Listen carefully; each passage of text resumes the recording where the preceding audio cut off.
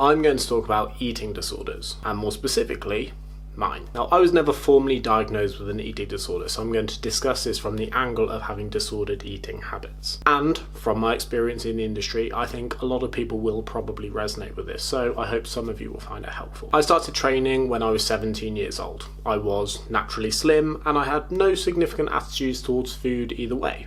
I ate when I was hungry, I stopped eating when I was full, and I ate pretty much anything that I wanted. I began training to be a PT when I was 18. I felt like I went from not really caring how I looked or what I ate to caring a lot very quickly. Food-wise, I went from being very nonchalant to being drawn into trends. And our personal training tutor at the time had a bit of a hard-on for paleo dieting, so you should avoid processed foods as much as possible.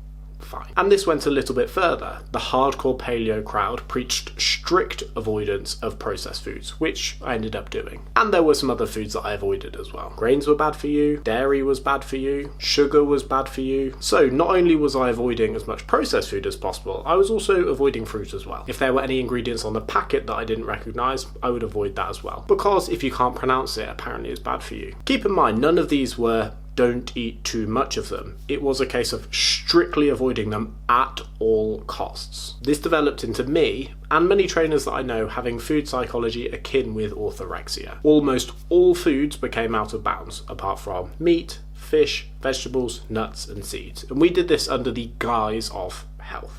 Then for me, it went even further. All foods had to be organic as much as possible, so I did this even though it placed me under huge financial stress. At its worst, I would avoid eating at all restaurants. If I went to a friend's house, I would take my own food with me in a Tupperware, and I would regularly leave social engagements to eat my own food. If it was in a packet and there were any ingredients I didn't recognise, I would put it back on the shelf. If sugar was listed as an ingredient, I would put it back on the shelf, even if it was in a minuscule quantity. And in my head, I didn't have a problem with eating.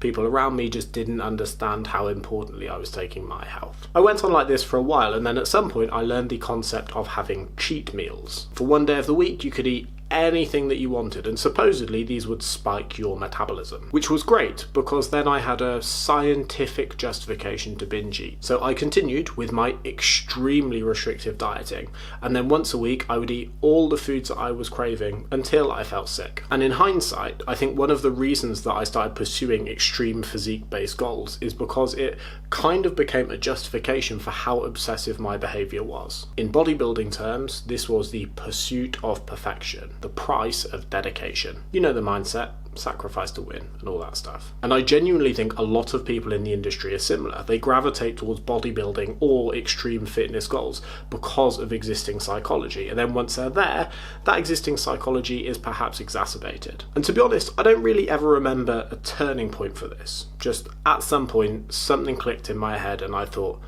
this just doesn't seem quite right. So looking back, here are some things that I didn't understand at the time. I didn't understand why the term clean eating could have dangerous ramifications on food avoidance elsewhere. I didn't understand that if a food was bad for you in excessive quantities, it didn't mean that it was bad for you in any quantity. I didn't understand that having more flexibility and leeway for junk food could actually improve my diet quality because it reduced the incidence of binge eating. And over time, my relationship with food improved a lot. I slowly realised I had a lot of unjustified food paranoia. So although a lot of this is a long time ago, I think talking about it now is important for a few reasons. Disordered eating in the fitness industry is very common, especially in the subset of people with extreme physique-based goals. The fitness industry is fucking rife with food paranoia. Be very careful when people describe foods as universally bad for you. And finally, and perhaps most importantly, someone can give you advice to get you in good shape, but it doesn't necessarily mean that you're going to have a good relationship with food. That's the behind the scenes stuff that you never see in before and after photos. Don't trust someone's nutrition advice just because they have a six-pack. A lot of the time,